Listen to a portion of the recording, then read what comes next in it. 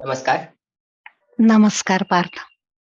विवेक साहित्य मंच आणि नुक्कड कथा विश्व आयोजित कथेच्या विश्वात या मुलाखत सदराच्या तिसऱ्या भागात आपल्या सर्वांचं मनःपूर्वक स्वागत. आजच्या या भागामध्ये आपण गप्पा मारणार आहोत लेखिका माधुरी वरुडकर यांच्याशी.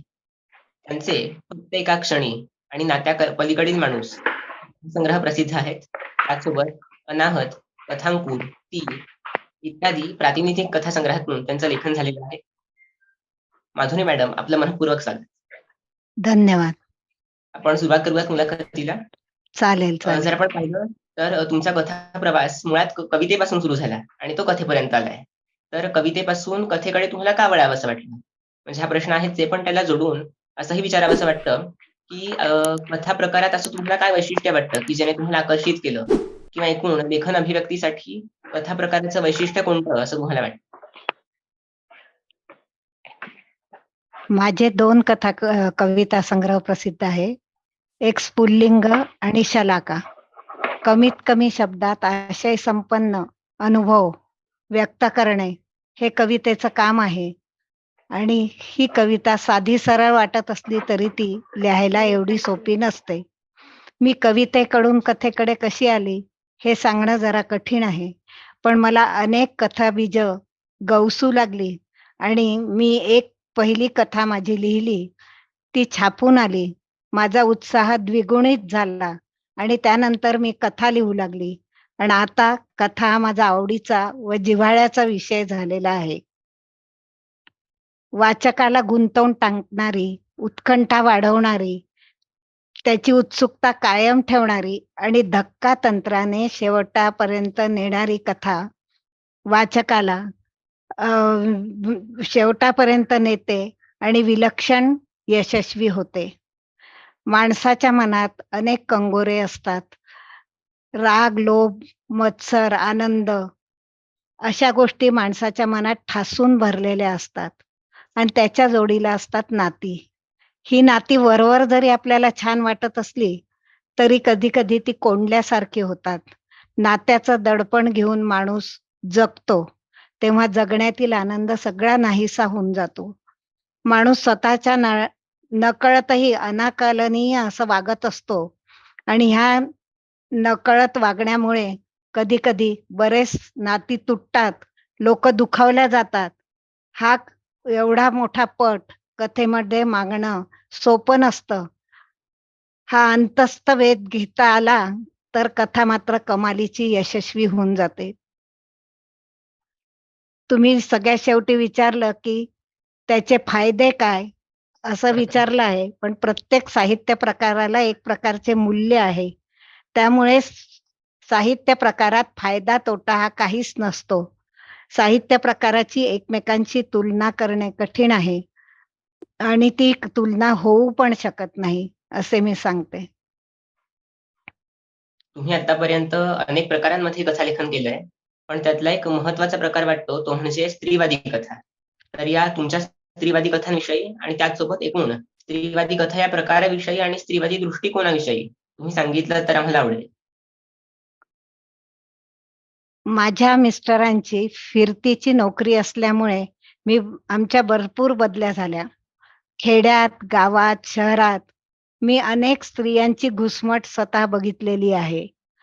स्त्रियांना असलेले दुय्यम स्थान, त्यांच्या मातांचा आदर न करणे, त्यांच्या कष्टाची किंमत न करणे, या गोष्टी मी जवळून बघितल्या आणि याच गोष्टींचा माझ्या मनावर सखोल असा परिणाम झाला आणि त्यातूनच माझ्या बऱ्याचशा कथा साकारल्या. शहरातील स्त्रियांच्या समस्या ह्या वेगळ्या होत्या. संसाराची पूर्ण जबाबदारी, शिवाय नोकरी, यामुळे त्या त्यात भरडल्या जात होत्या. शिवाय पगारावर त्यांचा पूर्ण हक्क आहे की नाही, हे सुद्धा सांगणे मुश्किल होते आणि हा पूर्ण हक्क असायचा पण नाही. करिअर की संसार हा प्रश्न प्रत्येक स्त्रीच्या मनात संभ्रमात टाकणारा होता. पण यावेळी नवऱ्याची सुद्धा त्यांना साथ नसायची. अशा वेळेस ठामपणे नवरा सुद्धा त्यांच्याबरोबर उभा नसायचा. अशा सुद्धा काही कथा माझ्याकडून लिहिल्या गेल्या. आत्ताच्या नवीन पिढीच्या कथा फार वेगळ्या आहेत. त्यांचा आवाका फार मोठा आहे. आजची पिढी नुसती धावते आहे. त्यांना अजिबात वेळ नाही. मुलं जन्माला घालायला सुद्धा वेळ नाही. मूल जन्माला घालण्याकरता त्यांना भीती वाटते. मुलाचा सांभाळ आपण करू शकू नाही. आपण चांगले पालक बनू की नाही ही शंका मनात येऊन ते ती गोष्ट टाळतात आणि यावरच माझी निसर्ग चक्र ही कथा लिहिलेली आहे. लिव्ह इन रिलेशनशिप सारखी कथा मी नात्याच्या पलीकडचा माणूस ही लिहिलेली आहे. यात मुलींची होणारी घुसमट मी प्रभावीपणे सादर केलेली आहे. या सगळ्या वेळेस मला माझी नकुशी ही कथा आठवते. नकुशी ही कथा नकुशी हे अनेक मुलींचं नाव आहे. नकुशी हे मुलींचंच नाव का, मुलांचं का नाही? असा प्रश्न मला पडला आणि त्यातून ही कथा सादर झाली. तशीच मला माझी नागफणी ही कथा सुद्धा आठवते. नागफणी हे एका गावाचं दैवत आहे. ते गावाच्या बाहेर सुनसान ठिकाणी त्याचं मंदिर आहे. एक सासूरवाशीण छळाला कंटाळून घरातल्या धावत सुटते आणि पळून जायचा विचार करू लागते.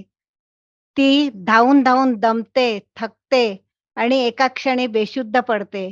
ती नागफणी देवतेच्या देवळाजवळ कशी आली हे तिचंच तिला समजत नाही.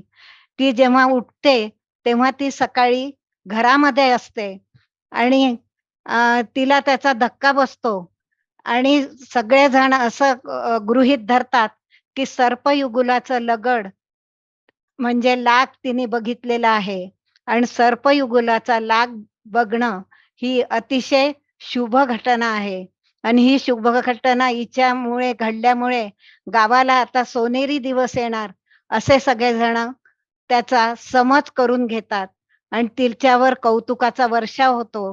तिला मान-सन्मान मिळतो. तिला देवत्व बहाल करतात. तिचे खाण्यापिण्याचे कौतुक करतात आणि देवी म्हणून तिची साडी-चोळीनी ओटी सुद्धा भरतात.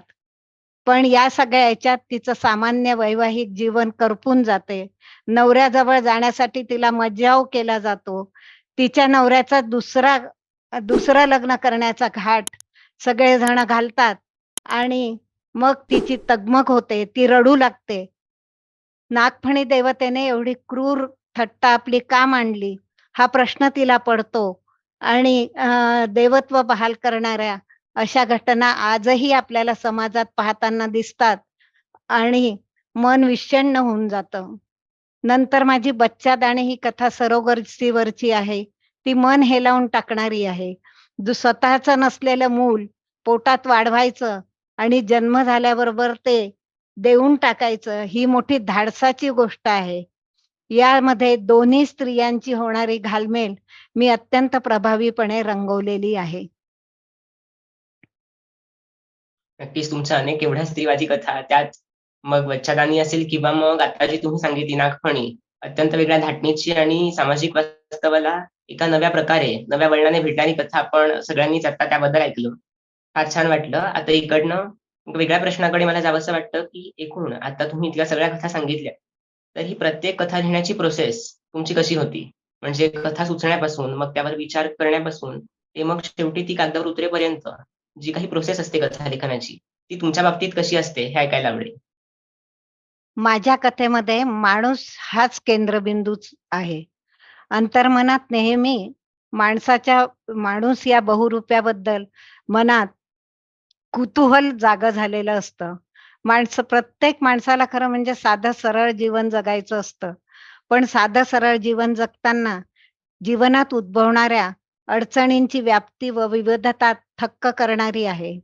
नात्याची विलक्षण गुंतागुंत गुंगवून टाकते. मानवी मनाचे पदर न्याहाळताना अलगदपणे अ, एखादी घटना झिरपत जाते आणि कथाबीज अलवारपणे हातात पडतं. घटना घडल्यानंतर लागलीच कथा लिहिल्या जाईल असं काही नसतं. ती कथा डोक्यात घोळत राहते. तो विषय डोक्यात घोळत राहतो आणि काही दिवसांनी, कदाचित वर्षांनी, महिन्यांनी त्यातील पात्र आपल्याशी बोलू लागतात आणि ते पात्र बोलता ती कथा आपोआप साकार होते. आता तुम्ही पात्रांबद्दल सांगितलं, तर पात्र आणि संवाद जितके महत्त्वाचे असतात, तर त्याचसोबत आणखी एक घटक कथेतले एक महत्त्वाची बाब असते, ती म्हणजे निवेदन. तर इथे मला असं विचारावसं वाटतं, की कथांमध्ये तुम्ही निवेदन कोणत्या प्रकारचं वापरता? म्हणजे प्रथम पुरुषी की तृतीय पुरुषी? बहुतांश वेळा कोणत्या प्रकारचं निवेदन तुमच्याकडून वापरलं जातं आणि त्याचं महत्त्व किंवा तेच का वापरावं, असं तुम्हाला वाटतं? हा प्रश्न जरा अवघड आहे. पण मी आजवर निवेदन करताना प्रथम पुरुषीचा वापर कधीही केलेला नाही. प्रथम पुरुषीचा वापर करताना कथेचा बाज, ढाचा बदलेल असं मला वाटतं. तृतीय पुरुषी निवेदन हे मला कथा लिहायला सुटसुटीत आणि योग्य वाटतं, सोपं वाटतं. यामध्ये चांगल्या तऱ्हेने कथा मला रंगवता येते आणि मी तृतीय पुरुषी निवेदनच वापरते. लेखकांसाठी मग कथा असेल किंवा कोणताही प्रकार असेल, प्रत्येक लेखकासाठीची एक फार महत्त्वाची बाब त्याच्या अभ्यासाची आणि एकूणच वाचक म्हणून समृद्ध होण्याची बाब म्हणजे अर्थातच वाचन.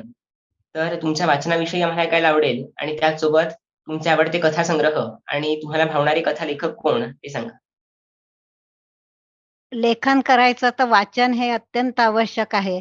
वाचनामुळे शब्द अ, स हे वाढतात, शब्द साधना होते. माझे आवडते लेखक भारत सासणे, विद्याधर पुंडलिक, शंकर पाटील, आशा बगे, गौरी देशपांडे, प्रिया तेंडुलकर, मोनिका गजेंद्रगड इत्यादी आणि अजूनही आहेत. भारत सासणे यांचा निवडक कथासंग्रह जो प्रिया जामकर यांनी संकलित केला आहे, ते माझं आवडतं पुस्तक आहे. आशा बगेंचं मारवा, दर्पण, निसटलेले हे कथासंग्रह माझ्या संग्रही आहे आणि ते मला आवडतातही. प्रिया तेंडुलकर यांचं जावे त्याच्या वंशा, मोनिका गडकर यांचं आर्तव शिल्प हे कथासंग्रह मला खूप खूप भावलेले आहेत. शंकर यात सगळ्यात सांगावसं वाटतंय, की शंकर पाटील यांची वेणा ही कथा माझी सगळ्यात आवडती कथा आहे. आता ज्याप्रमाणे तुम्ही वाचनाबद्दल सांगितलं त्यापूर्वी नागफणी या वेगळ्या कथेबद्दल सांगितलं, तर तसंच आणखी एक तुमची फार वेगळी कथा ती म्हणजे दूध आई. तर या कथेबद्दल आम्हाला ऐकायला आवडेल. दूधाई ही आटपाट नगराची विलक्षण कथा आहे. पूर्वेच्या काळी राजे-रजवाडे वाड्यात राहायचे आणि त्या वाड्याचे कट-कारस्थान याच्यावर ही कथा लिहिलेली आहे. ती मी थोडक्यात सांगते कारण कथा खूप मोठी आहे आणि तिला अनेक कंगोरे पण आहेत. तर ती कथा अशी आहे, की राजे विजयसिंग लग्नाला तयार नसतात. कारण त्या गढीला शाप दिलेला असतो आणि 5 पिढ्यांमध्ये 5 पिढ्यांमधल्या राण्या पहिल्या बाळंतपणात गेलेल्या असतात. त्यामुळे मथू अक्काचं कुटुंब हे दुधाई कुटुंब असतं आणि प्रत्येक वेळी ते अ, जन्मलेल्या बाळाला वाढवत असतं. हा शाप आता कधी संपणार याच्याबद्दल राजे त्रस्त असतात आणि ते लग्नाला नाही म्हणतात. पण मोठ्या मुश्किलीने ते लग्नाला तयार होतात आणि सावित्री महाराणी साहेब यांच्याबरोबर त्यांचा विवाह होतो. सावित्री महाराणी साहेब यांना जेव्हा दिवस राहतात, तेव्हा सगळ्यांच्या मनात सगळ्यांचं मन साहजिकच धास्तावून जातं आणि यापुढे काय होणार याबद्दल प्रत्येक जण शुकशुकाटात राहिल्यासारखा राहू लागतो. मथू अक्काला मात्र या गोष्टीचा खूप आनंद होतो आणि त्याच वेळी मथू अक्काची लहान सून भुरी हिला पण दिवस राहतात. पण खरं सांगायचं तर हा योगायोग नसतो. हा योगायोग ओढवून आणलेला असतो. भुरीला खरं म्हणजे दूध आई व्हायचं नसतं. भुरीला कुलदैवतेसमोर गळा घोटण्याची कला व्रत म्हणून स्वीकारायला भाग पाडतात. तिला मुलाची शपथ देतात. तिला दूधदाई होण्यासाठी औषधं दिली जातात. तिचं मॉलिश केल्या जातो. पुढच्या पिढीच्या सुखासाठी हे व्रत तू घ्यावं म्हणून तिच्यावर खूप दबाव आणला जातो आणि अ, मथू अक्का तिला पहाऱ्यात ठेवतात. तिला इकडे-तिकडे जायची परवानगी देत नाही. भुरी मनातल्या मनात उदास होते. मनातल्या मनात झुरत राहते. आणि एका बेसावध क्षणी ती महाराणी सावित्री महाराणी साहेबांच्या पायाशी जाऊन लोळण घेते आणि त्यांना खरे-खरे सगळे गोष्टी सांगून टाकते आणि तेथेच तिचा प्राण जातो आणि तिचं बाळ आता भुरीचा मुलगा महाराणी साहेब सांभाळतात आहे आणि मथू अक्का वेडी होऊन हिंडते आहे, असा या कथेचा शेवट आहे. ही कथा अतिशय उत्तम तऱ्हेने लिहिल्या गेलेली आहे. अच्छा. आता मुलाखतीचा शेवटचा प्रश्न, की तुमच्या आगामी लेखनाबद्दल आम्हाला ऐकायला आवडेल.